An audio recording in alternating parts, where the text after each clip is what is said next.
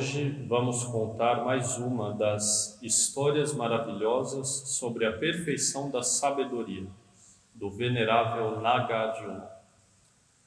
A história de hoje é sobre a perfeição da concentração.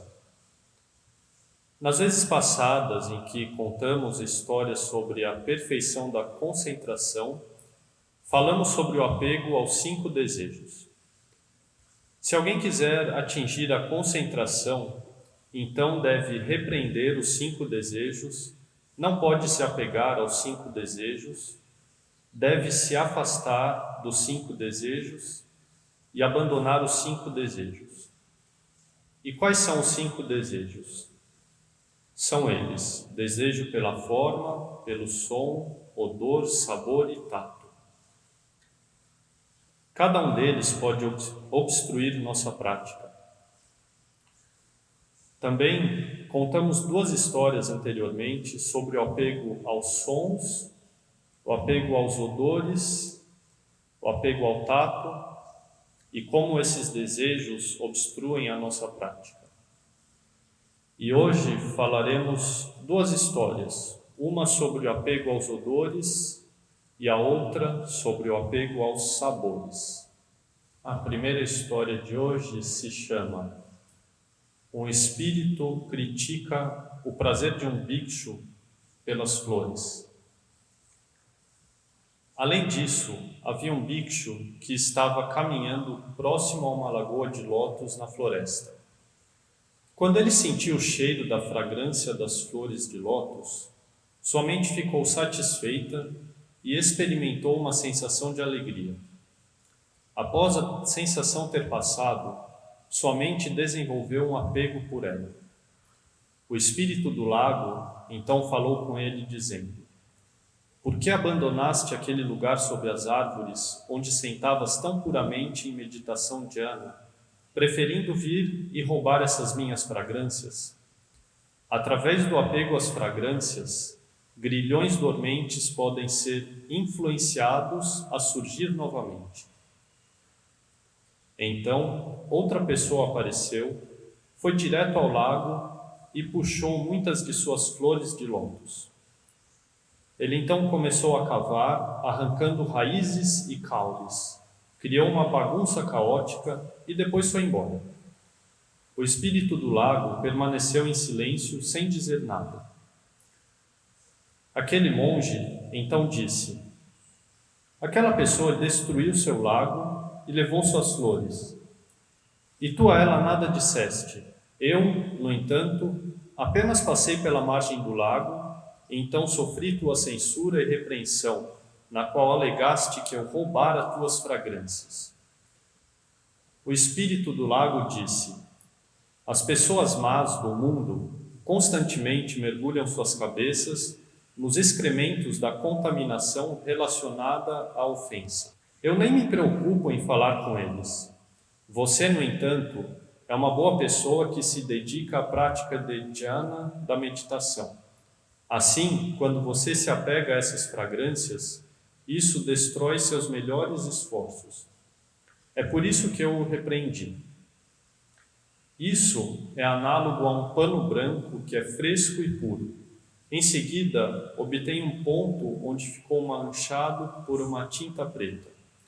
Todo mundo pode observar. No caso daqueles que são maus, é comparável a um pano que já é preto e fica manchado de tinta. É algo que as pessoas nem perceberiam. Então, quem se importaria em trazer isso à tona? A segunda história se chama Um novato se desvia pelo apego aos sabores. Introdução de Nagarjuna. Por que devemos renunciar aos sabores? Deve-se perceber que, apenas por causa do apego desejoso a sabores finos, posso ser obrigado a passar por uma multitude de sofrimentos. Posso ter cobre derretido derramado em minha garganta e posso ser forçado a consumir bolinhas de ferro em brasa. Se alguém falha em contemplar o Dharma ao se alimentar, e se seus pensamentos de afeição particular tornam-se solidamente apegados, pode-se até mesmo cair entre os vermes que vivem em meio às impurezas. Tal situação é exemplificada pelo caso de um certo noviço cuja mente tornou-se obsessivamente apaixonada por coalhada. Sempre que os doadores faziam uma oferenda de coalhada ao sanga, a porção que restava era sempre repassada para aquele noviço.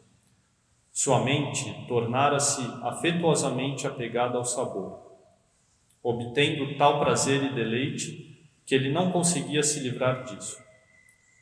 Quando sua vida chegou ao fim, ele renasceu neste recipiente que continha os restos da coalhada. Naquele tempo, o mestre daquele noviço já atingira o caminho do Arahat. Quando o Sangha dividiu a coalhada, aquele mestre disse a todos: tenham cuidado, não machuquem o noviço amante da coalhada. Todos se entreolharam, espantados, e disseram: mas este é apenas um verme. Por que você se refere a ele como o noviço amante da coalhada? O mestre então respondeu: originalmente, este verme era meu discípulo. Porque ele apenas se alimentava, imerso em uma afeição glutona por sobras de coalhada, ele renasceu como este verme no meio da coalhada. Quando o mestre recebeu sua parte da coalhada, o verme veio junto com ela. O mestre então disse: ei, sujeito amante da coalhada, por que você veio aqui? Ele então deu a coalhada ao verme.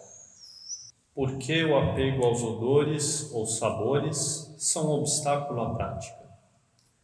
Quando alguém está comendo uma comida muito saborosa, com bom odor, sua mente começa a pensar: que comida deliciosa, ai, que cheiro maravilhoso.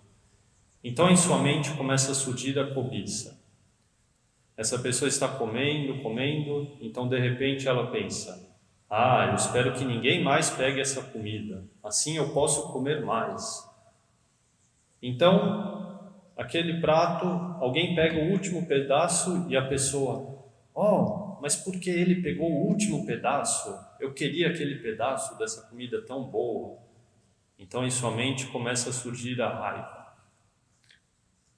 E na prática espiritual há 5 obstáculos, e a cobiça e a raiva são 2 deles. Como pudemos ver pelas histórias, aqueles praticantes, o monge e o noviço, surgiram a cobiça em suas mentes. E quando acontece isso, nesse ponto, a pessoa nem sabe mais o que está fazendo. Quando está se alimentando, ela está apenas introduzindo comida no corpo, mas sua mente está pensando em outra coisa não relacionada. Sua mente está vagando, está no mundo da lua, e o corpo está apenas movimentando a mandíbula. Então o Buda ensina que devemos praticar atenção plena em todas as atividades que fazemos, inclusive na alimentação. E a refeição deve ser feita como uma prática de meditação em movimento. E qual seria a maneira correta de comer? Estar com a postura reta, com o corpo e a mente atentos ao alimento. Observar, sentir o odor e o sabor do alimento, mas sem se apegar a essas sensações.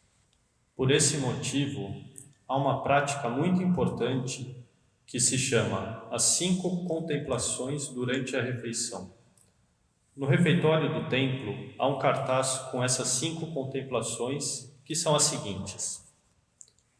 Primeiro, valorizo todo o esforço empregado na preparação desta comida, prezando sua procedência. Ou seja, reflita sobre quanto mérito você tem gerado e quanto serviço tem feito. Pense também nas dificuldades em receber esse alimento. Ou seja, de onde vem toda essa comida que está no meu prato? Quem plantou esse arroz, esse feijão, verdura, legumes? Quem o colheu? Quem processou? Quem transportou esse alimento? Organizou no mercado? Quem comprou, preparou, cozinhou? Ou ainda quem doou esse alimento? Devemos pensar quantas pessoas foram necessárias para que essa refeição estivesse no prato. Então alguém pode pensar, mas eu paguei, foi com o meu dinheiro, o meu esforço. Mas não é possível pagar para o feijão se plantar sozinho, se regar, se colher. Então realmente as causas e condições necessárias apenas para que tenhamos um prato de comida são inúmeras. A segunda contemplação é: avalio minha virtude e prática e vejo se mereço receber esta oferenda. Reflita sobre o que você está fazendo e se pode merecer esses alimentos. Devido às causas e condições, podemos ter essa refeição. Mas será que nossa virtude e prática condizem com esse resultado? Quem pode dizer realmente, eu mereço esse alimento, porque sua virtude e prática já alcançaram um nível muito alto? Provavelmente uma quantidade bem pequena de pessoas pode dizer isso. Mas devido ao seu nível, com certeza nem pensam dessa maneira, mas sim agem de forma humilde. A terceira contemplação é: protejo minha mente, me afastando das transgressões, principalmente da cobiça, raiva e ignorância. Existem 3 tipos de falhas na mente. Não seja cobiçoso pela comida boa, não seja ignorante e apegado pela comida média e não tenha raiva pela comida inferior porque não é boa. O alimento é o resultado de muitas causas e condições. Por isso, não deve ser excessivamente apegado. Como dissemos anteriormente, na mente de alguém que está comendo um alimento saboroso, pode surgir a cobiça pelo sabor. Ao contrário, na mente de alguém que come algo com sabor desagradável, pode surgir raiva. E na mente de alguém que come algo insosso, pode surgir a ignorância. Por isso é importante ter atenção plena ao se alimentar e não deixar essas 3 falhas ou os 3 venenos surgirem na mente. A quarta contemplação é a seguinte: a comida é um assunto sério, um medicamento benéfico para curar este corpo frágil. O alimento deve ser considerado um remédio que nutre o corpo carnal, composto pelos 4 elementos. Não devemos deixar surgir a mente cobiçosa. O alimento é exatamente isso, alimento. É o combustível do corpo. Não é um artigo de luxo, uma diversão, estimulante ou algo do tipo. Devemos tratá-lo exatamente como ele é, um suprimento energético para o corpo. E a quinta contemplação é a seguinte: para poder realizar o sendeiro, devo receber esta comida.